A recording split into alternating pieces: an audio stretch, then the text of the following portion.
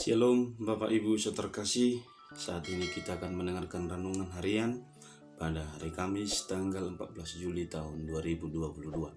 Sebelum kita mendengarkan firman Tuhan, mari kita berdoa. Kasih karunia dan damai sejahtera dari Allah Bapa Tuhan kita dan dari Yesus Kristus menyertai kamu. Amin. Renungan harian pada hari Kamis tanggal 14 Juli tahun 2022 tertulis dalam kitab Zakaria pasal 10 ayat 2. Saya akan membacakan untuk kita semua. Sebab apa yang dikatakan oleh terafim adalah jahat, dan yang dilihat oleh juru-juru tenung adalah dusta, dan mimpi-mimpi yang disebutkan mereka adalah hampa, serta hiburan yang diberikan mereka adalah kesia-siaan. Oleh sebab itu bangsa itu berkeliaran seperti kawanan domba dan menderita sengsara sebab tidak ada gembala. Demikian pembacaan firman Tuhan. Bapak Ibu Saudara terkasih, di zaman yang maju ini masih adakah praktek penyembahan berhala? Menurut saya masih ada. Bahkan penyembahan berhala itu semakin modern di zaman digitalisasi sekarang. Misalnya katakanlah peramalan zodiak, peramalan jodoh, praktik perjudian online, investasi bodong, semakin modern. Dalam renungan ini ada satu hal yang sangat mengingatkan kita bagaimana setiap orang percaya menjauhkan praktek si iblis, praktek si jahat. Iblis itu punya kuasa, tetapi ada juga kuasa yang lebih besar dari si iblis, yaitu kuasa Allah.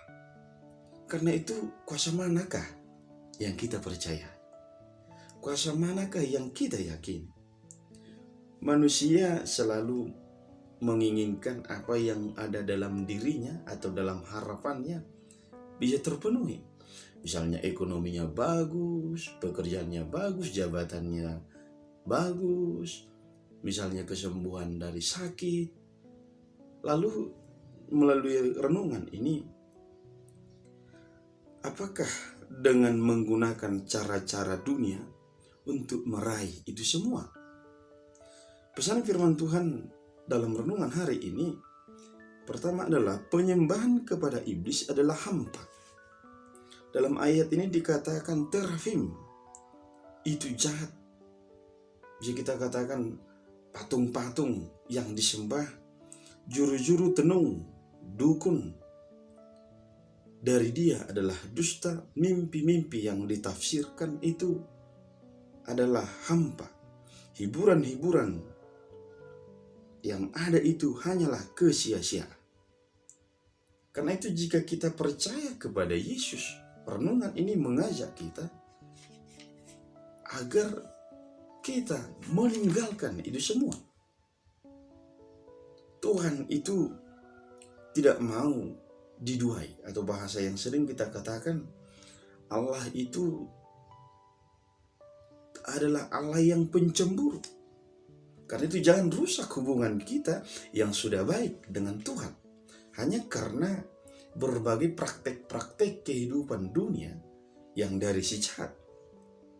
Tidak boleh ada Allah lain kita percayai. Tuhan ingatkan itu. Karena itu semoga renungan ini Bapak Ibu terkasih mengingatkan kita, dan jika ada di antara kita yang melakukan itu, semoga meninggalkan itu ketika mendengar firman Tuhan ini. Dalam kehidupan kita jangan berpaling dari Tuhan.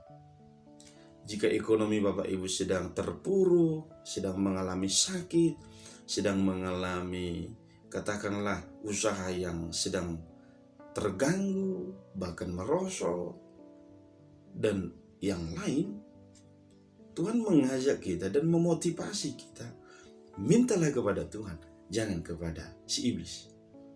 Karena jangan salah, si iblis juga bisa menawarkan kemewahan dunia ini. Si iblis juga bisa menawarkan dan memberikan kekayaan.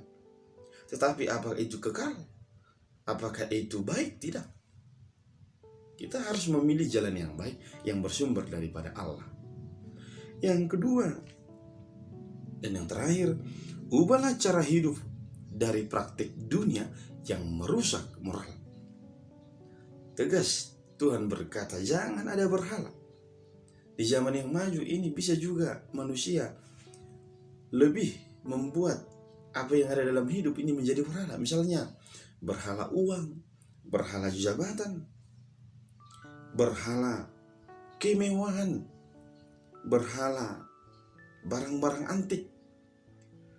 Artinya ketika berbicara tentang berhala, dipercayai bahwa itu yang paling penting, itu yang paling memberikan kenikmatan kepada kehidupannya.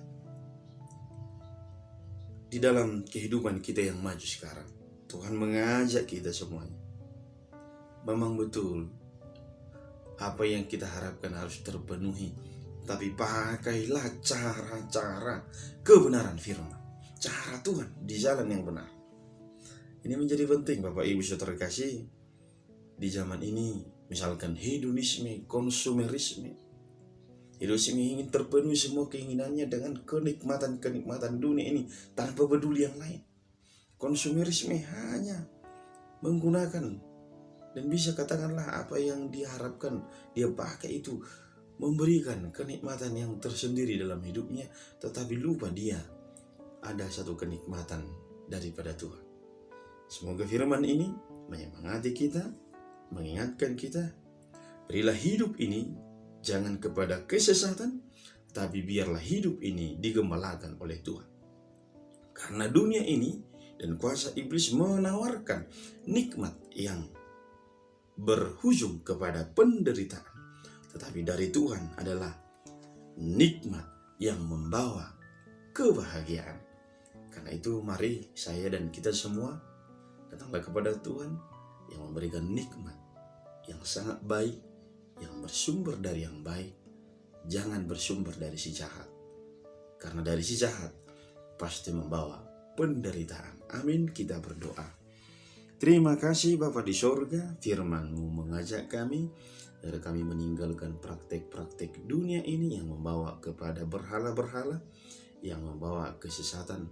Apakah itu ramalan-ramalan dunia, apakah itu praktek-praktek perdukunan, semuanya adalah kebahagiaan yang sia-sia. Maka jikalau kami saat ini terpuruk, mengalami sakit, mengalami kegagalan, kiranya kami datang kepada Tuhan, memohon kekuatan kepada Tuhan, bukan kepada si iblis atau si jahat. Berkatilah sahabat pendengar melalui channel YouTube ini, semakin banyak orang yang terberkati, dan semakin banyak orang yang melakukan firman-Mu. Berkati hamba-Mu. Terima kasih Bapa. Amin. Shalom Bapak Ibu, selamat beraktivitas. Kiranya aktivitas kita semakin dikuatkan untuk menjalaninya dengan sukacita. Salam Pendeta Herianto Pakpahan. Tuhan memberkati.